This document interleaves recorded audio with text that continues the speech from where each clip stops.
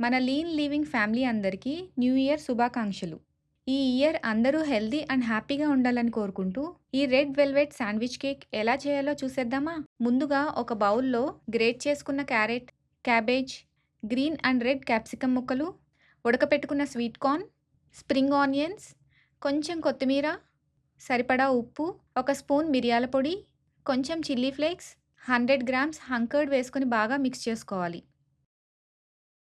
Next butter paper పైన 3 బీట్రూట్స్‌ని తీసుకొని కొంచెం ఆయిల్ స్ప్రెడ్ చేసి ఈ విధంగా చుట్టి ఎయిర్ ఫ్రైయర్‌లో బేక్ చేసుకొని పైన పీల్ ఇలా ఈజీగా తీసి ముక్కలుగా కట్ చేసుకోవాలి.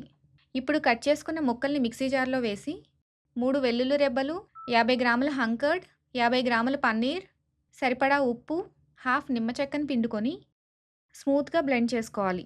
మన కేక్ తయారు చేయడం కోసం ఒక బేస్ పైన 2 బ్రెడ్ స్లైసెస్ తీసుకొని మనం ముందుగా తయారు చేసి పెట్టుకున్న శాండ్విచ్ స్ప్రెడ్‌ని ఈవెన్‌గా స్ప్రెడ్ చేసుకోవాలి. సేమ్ ఇలానే ఒక 4 లేయర్స్ పెట్టుకోవాలి. దీనిపైన మనం న్యాచురల్‌గా తయారు చేసుకున్న బీట్రూట్ క్రీమ్ వేసుకొని ఈవెన్‌గా స్ప్రెడ్ చేసి మనకి నచ్చిన విధంగా డెకరేట్ చేసుకుంటే మన red velvet sandwich cake ready. మీరు కూడా ట్రై చేసి ఎలా ఉందో కామెంట్స్‌లో చెప్పండి.